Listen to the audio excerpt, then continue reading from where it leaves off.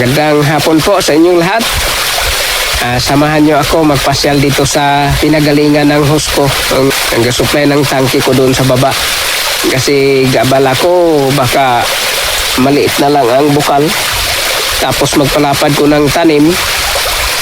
Baka ma-short ko sa tubig. So binisitahan ko kung ano pa kalakas.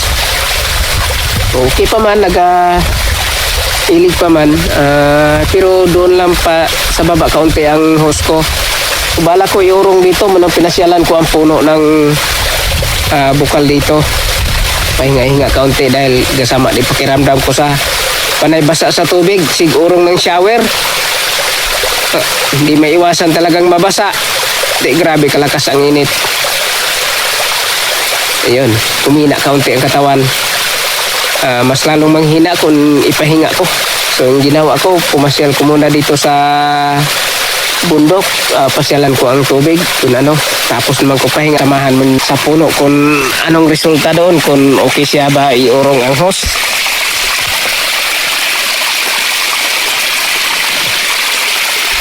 Mataas na to. Tarik-tarik talaga tong danan to.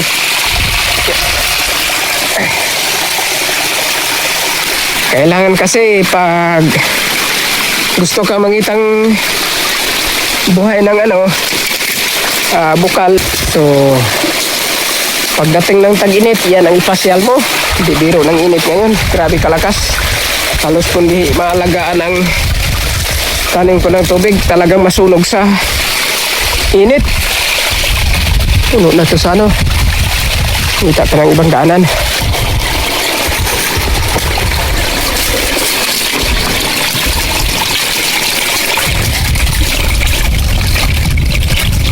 Tuyo na dyan. Kabila, tuyo na rin. Kalakas ang tubig, oh. Yan. Ito na rin pang garden. Medyo bitin-bitin lang siya kaunti. Pero bukal talaga siya. Sobrang lamig. Itong gilagyan ko.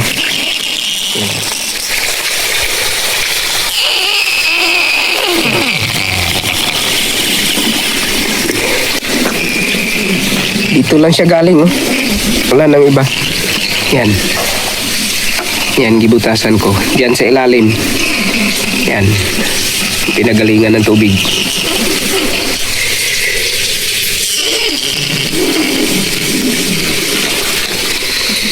Okay na rin sa ganong kalakas ng ganitong lakas ng init. Kahit paano tubig talaga siya sa bundok pang natira. So mas lalo kung mag-ulan-ulan na, medyo na talaga to siya maglakas.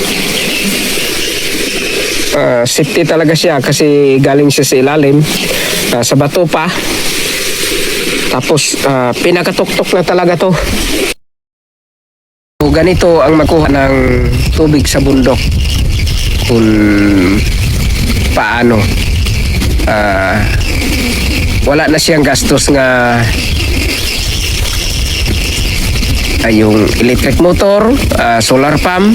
So tuloy-tuloy na to siya pag magastusan mo. Malakas na to ang pressure sa baba kasi galing siya sa taas. Sa estimate ko, umabot na to siya ng mga 6 nga shower. Ako na idiretso mo, tuloy-tuloy na yan sa ganitong lakas ng tubig. So mas lalo kung mayroong tangke, so pwede ninyo ito magaya. Baka may area kayo dyan nga may tubig sa bundok, tapos ang area nyo sa baba. So pwede ninyo, kung kaya nyo gastusan ng hose, tuloy-tuloy ang supply ng tubig nyo sa baba. Ganito lang ang diskarte, magkuha tayo galing sa taas.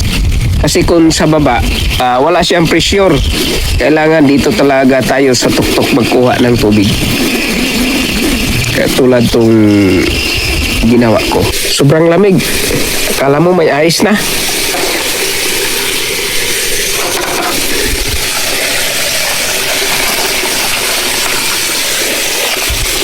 Nasa 2 kilometro mula sa